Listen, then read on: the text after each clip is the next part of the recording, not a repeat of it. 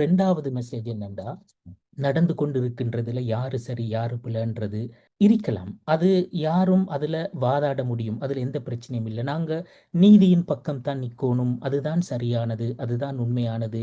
அதை யாருமே மறுக்கிறதில்ல. ஆனா ஒரு விஷயத்த நாங்க கவனமாக கையாளணும் என்னன்னு சொன்னேன்டா, நீதியின் பக்கம் நிக்கிறது உண்மைதான்.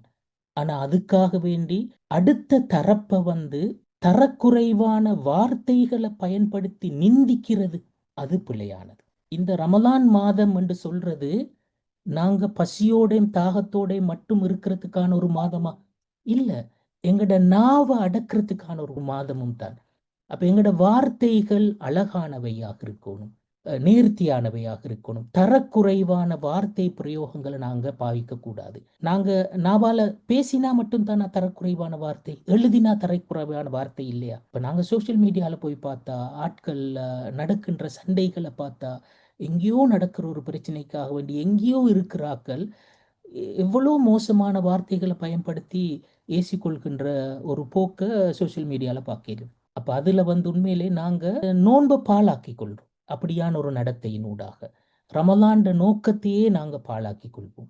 நாங்க இந்த சூழ்நிலையில திசை திரும்ப முடியுமான இடங்களை தான் நான் இப்ப சுட்டி காட்டினேன். அப்ப இந்த விஷயத்துல நாங்க மிச்ச நிதானமாக நடந்து கொள்ள வேண்டும்.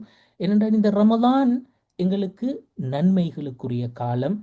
இந்த பிரச்சனையே நாங்க நிதானமாகத்தான் பார்க்கணும், நிதானமாகத்தான் கையாளணும். அது எங்கட ரமலானினுடைய இந்த நன்மைகளை நாங்க இழப்பதற்கு நாங்களே காரணமாகி கொள்ளக்கூடாது என்று சொல்றதைத்தான் நான் இங்க வலியுறுத்த வந்தேன். ஹதீஸை ஞாபகப்படுத்தி முடிச்சு கொள்றேன். ரசூல் ஸல்லல்லாஹு அலைஹி வஸல்லம் அவர்கள் சொன்னார்கள், இன்னர் ரஜுல லா யதகல்லமு பில் கலிமா லா யரா பிஹா பஅஸன் யஹ்வி பிஹா 70 ஹரீஃபன் ஃபின்னார். ஒரு மனிதர் ஒரு ஒரு வார்த்தையை பேசுவாரு, அதனுடைய பாரதூரத்தை பத்தி அவருக்கு எந்த கவலையும் இல்லை, எந்த அக்கறையும் இல்லாம அதை பத்தி பெருசா அந்த கவனம் எடுக்காம ஒரு வார்த்தையை பயன்படுத்திடுவார். அந்த வார்த்தை அவரை நரகத்துக்கு எடுத்து செல்லும்.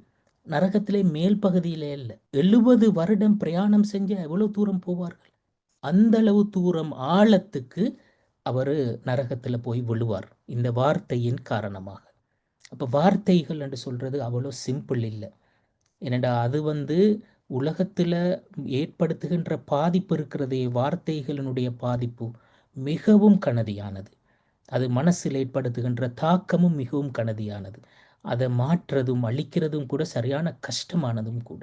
இப்போ வார்த்தைகளை நாங்கள் எப்போவுமே கவனமாக இருக்க வேண்டும் என்று சொல்றதைத்தான் அந்த ஹதீஸ் எங்களுக்கு உணர்த்துகிறது.